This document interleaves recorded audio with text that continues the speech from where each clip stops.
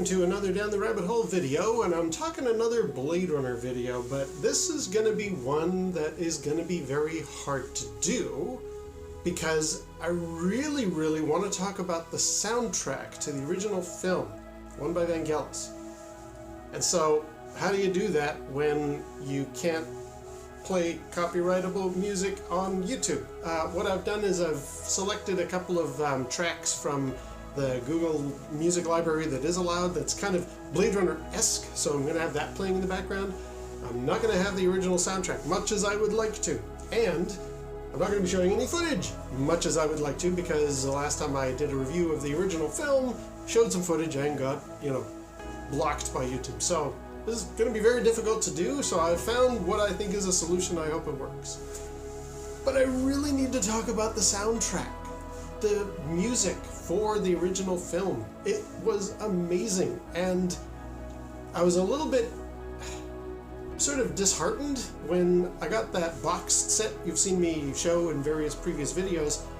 There's a really excellent documentary on it, Dangerous Days, The Making of Blade Runner. Goes into a lot of detail, lots of interviews and lots of discussion with the production crew and everybody involved in the film. And the soundtrack, which is in itself an amazing chapter of this movie, gets like a 5-minute mention. And I just thought, no. We need to give the Blade Runner soundtrack its dues. Hello. So I'm going to pour myself a drink along with Rick Deckard to kind of salute Vangelis's amazing work on that soundtrack. And it's interesting. It's got its own little kind of weird history. So let's do that. Let's talk about the Vangelis soundtrack for the original Blade Runner film, and weirdly how it didn't exist for a long time. So here is a picture of Vangelis at his various keyboards. I think maybe actually doing the soundtrack for Blade Runner. This is on several Blade Runner websites. Let me get I've got some notes here because there's a lot to discuss, and I'm probably going to be referring to this quite often, so apologies. Vangelis himself is properly known, and I'm probably going to butcher this, so apologies to any Greek viewers. His full name is Vangelos Odysseus Papanatsiou. Probably got that wrong. Apologies. I'd heard of him well before Blade Runner came along, actually. I knew him from previous projects. See, I actually knew him from the Cosmos soundtrack years before. Loved Cosmos with Carl Sagan. The TV show was incredible, and I'd first heard the electronic synthesizer artistry of Vangelis in the Cosmos soundtrack. Plus, he was also well known for his Oscar winner, the Chariots of Fire soundtrack. So Vangelis was well known to me, and I thought, oh yeah, that's a pretty good match. Put him on Blade Runner. Totally makes sense. And that's what they did. He apparently was performing and just using sort of ad-libbing. He didn't have any scripted kind of or written down musical score.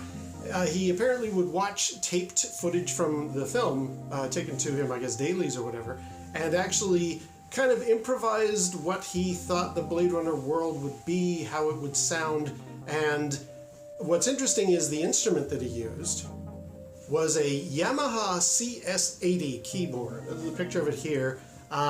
This is apparently unusual in that the keys, as you apply pressure, there's an analog level of whatever it is that you're performing. It will morph and increase and decrease in an analog kind of way. How much pressure you apply on it will give different sounds and things like that. I guess in gaming terms, there are controllers that as you apply more and more pressure, especially on the triggers, or the GameCube is famous for this, it increases and decreases the strength. So same kind of thing, but in a musical form. Apparently, due to, I guess, its connection with Blade Runner, the soundtrack, the Yamaha CS80 is really valuable. It goes for top dollar these days. But yeah, Vangelis performed his musical accompaniment. It was the stuff of legend. I mean, my God, I swear I'd love to be able to play it in the background of this. Do some searching online. I'm sure you can hear various tracks if you've never heard it. If you've ever just separated the movie and instead just listened to the music of Blade Runner, it is incredible. It blows, honestly, in my opinion, it blows away what Vangelis did on both Cosmos and Chariots of Fire is good, but Blade Runner is on a whole different level, if you ask me. So, I just thought to myself, now when I first got into Blade Runner as a young kid, I remember thinking to myself, you know, that's a soundtrack I think I would buy, and I didn't have any money. I barely bought any, if they weren't Star Wars, I'd never bought any soundtracks. But I thought to myself, you know what, I'm probably going to get the Blade Runner one because it's pretty noteworthy. And here it is in the end credits. It says very clearly, original soundtrack album of music by Vangelis, available on Polydor Records and Tapes. So I thought, yeah, I'll get that one, sure. But I couldn't. Now, admittedly, I didn't really sort of pursue a lot of record stores looking for it. I thought, oh, I'll pick it up eventually. It never actually came out, despite it saying in the end credits, it's available on Polydor Records and Tapes. There was a recording made, and we're going to get back to that later. Clearly the intention was they were going to release the soundtrack on Polydor Records and Tapes, but they didn't. The only thing we got was this, the orchestral adaptation by the New American Orchestra. That was in 1982. That was like released as a stopgap measure. And I listened to it, and it's okay. It's very jazz, sort of relaxed lounge lizard version of the Blade Runner soundtrack, but certainly not Vangelis's brilliance, genius. No. This was the only thing that ever came out for the longest time. And I just thought, well, that's really weird. Why can't you get the soundtrack when it clearly said that it was available in the end credits? And as it turns out, there was apparently a thing that stopped it. Now, I don't really know the details. I've tried looking this up, but the soundtrack was never actually officially released. Again, I'm going to consult my notes here, but I found on Vulture.com a reference. When the Vangelis score was finally officially released in 1994, 12 years later, after a protracted disagreement with the producers. That's worth pointing out. Also, when that album finally came out, there was a booklet inside with a little note from Vangelis himself. And in it, the quote from Vangelis says, "Finding myself unable to release these recordings at the time, I am able to do so now." So there was something that blocked it from happening. I don't know. That's the most I can find out. There was something contractually or from the studio or an argument with the producers. It just wasn't going to happen. For some reason, even though it's sitting there in the end credits, they could not release the soundtrack. So I was just like, okay, so I'm not imagining it. Then there really was something blocking the release of the album. All right, good to know, I guess.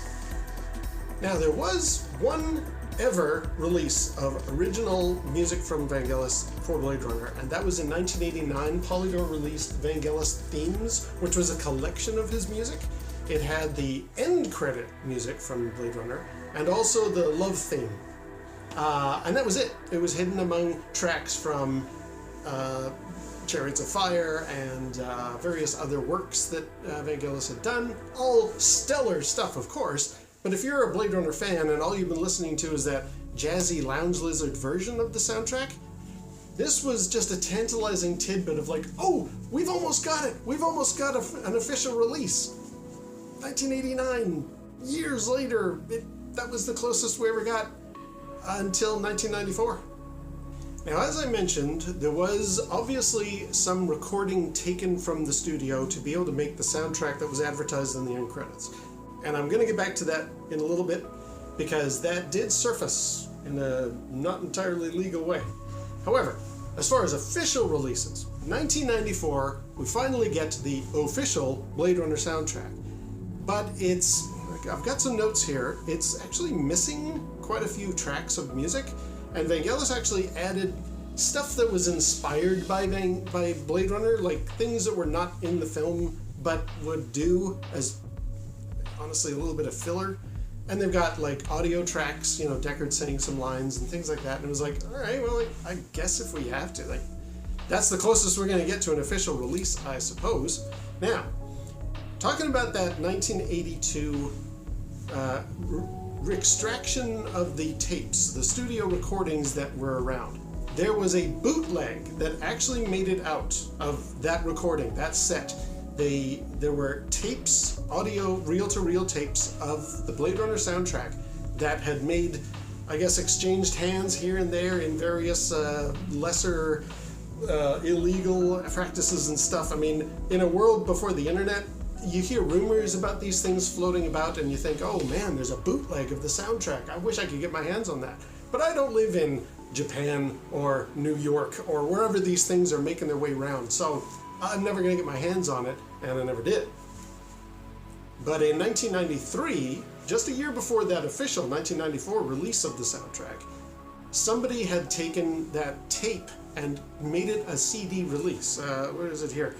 There was a bootleg on CD from Off-World Music, which had pretty much everything, including the opening theme, and I think that's what I've got. A very good friend of mine actually got me the various tracks. There's 18 of them here from the internet, and that's what I've got.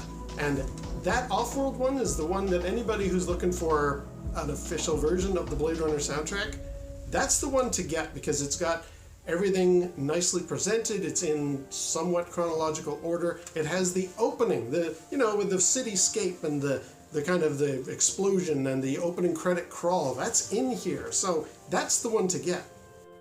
Or if you can, 2 years later, 1995, there was another bootleg release on CD.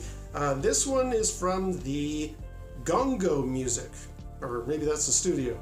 Anyway, Gongo Music released practically the same thing as Off-World Music tracks, but the edition, it was limited to only 3,000 copies, and it did add one extra track. You know the bit where Deckard's about to fight with Batty, and there's the lady's face on the side of the blimp, and she's singing a little Japanese ditty? That one is called Ogi no Mato, and that's on the Gongo Music version in 1995. Then in 2001, there was the Deck Definitive Edition, which was limited to only 500 copies and only showed up in Japan. Now, I don't know if this is it, but I remember hearing from somebody that, we're talking in the early 90s here, I had mentioned, yeah, I think I'd like to get the Blade Runner soundtrack, and somebody had said, they only released that in Japan. I think that's what this one is, this limited to 500 version Deck Definitive Edition. I think maybe that was this. I'm not entirely sure. 1 year later, there was also the Esper Edition, which was limited to 10 copies. And finally, in 2007, there was a Blade Runner Trilogy 25th Anniversary CD set, which put all the original tracks and even the opening theme into it. So I never got my hands on any of that because I've got it from a very fortunate download off the internet. But yeah, I just wanted to do a little story about the Blade Runner soundtrack because it's gone through some stuff. Obviously, there was something that reduced it from not being able to be released officially. There's about 1 million different versions you can now get that are accessible through internet versions, but you can get the 25th anniversary. I think it's actually kind of harder to get now, of course. Blade Runner's become very, very popular in recent years, so good luck getting it.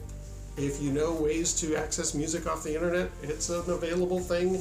I take no real pride in the fact that I had to get a bootleg version, but come on, I mean, 20, 30 years later, why is this so hard to get my hands on, especially when it was in the opening credits? It's totally going to be available on Polydor records and tapes. No, it wasn't. It was a big source of frustration for me over the years.